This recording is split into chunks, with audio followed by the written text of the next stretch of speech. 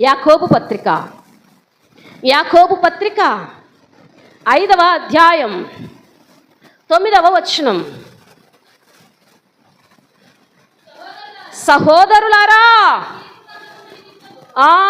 మీరు తీర్పు పొందకుండు నిమిత్తము ఒకని మీద ఒకడు సనగకుడి. ఇదిగో న్యాయాధిపతి ప్రతి వాకిట.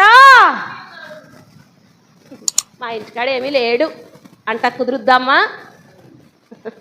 మా ఊర్లో ఏమీ లేడు అంటకేమన్నా కుదురుద్దా? ఎక్కడున్నాడంట ఆయన? న్యాయాధిపతి. పేరు కూడా అక్కడ వివరంగా రాశారు. యేసు ప్రతి వాకిట నిలుచున్నాడని రాయలే, ప్రభు ప్రతి వాకిట నిలుచున్నాడని రాయలే, దేవుడు ప్రతి వాకిట నిలుచున్నాడని రాయలే. ఎక్కడ నిలుచున్నాడని రాశాడు? న్యాయాధిపతి ప్రతి వాకిట.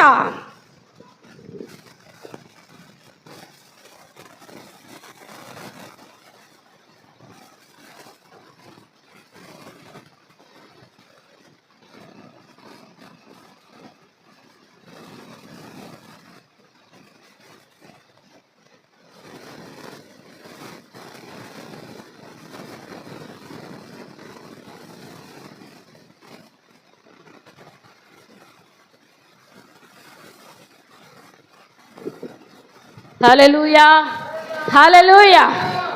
ఇప్పుడు అక్కడ దేవుడు అని రాయొచ్చు కదా, అక్కడ ప్రభు అని రాయొచ్చు కదా, అక్కడ రక్షకుడు అని రాయొచ్చు కదా, ఏ మాట అయినా రాయొచ్చు, అంతే కదండి. కానీ ఏ మాట రాశారు అక్కడ?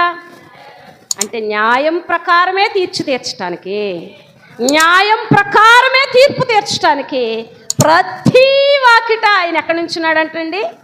ఎక్కడి నుంచి ఉన్నాడు చెప్పాలి నాకు? ప్రతి వాకిట న్యాయాధిపతి.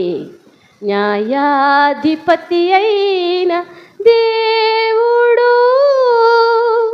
నిన్ను తీర్పు తీర్చేటి వేళలో ఏ గుంపులో నీవుందో యోచించుకో ఓ క్రైస్తవా. అంతేనయ్యా, ఎప్పుడో విన్న పాట. దేవునికి స్తోత్రం కలుగునుగాక. ఇప్పుడు న్యాయాధిపతి ఎదుట నీ పరిస్థితి ఏంటి? న్యాయాధిపతి ఎదుట నా పరిస్థితి, అమ్మ మీరు చెప్పండి అన్నాను అనుకోండి, ఎవరి వంతు వాళ్ళు చెప్తారు, అంతే కదండి. అమ్మ పద్మమ్మ చెప్పన్నాను అనుకో, నీకు అనుకూలంగా నువ్వు చెప్తావు. అమ్మ రాణి నువ్వు చెప్పన్నాను అనుకో, నీకు అనుకూలంగా నువ్వు చెప్తావు. అదే దేవుణ్ణి అడిగామనుకోండి, ఏం చెప్తాడు?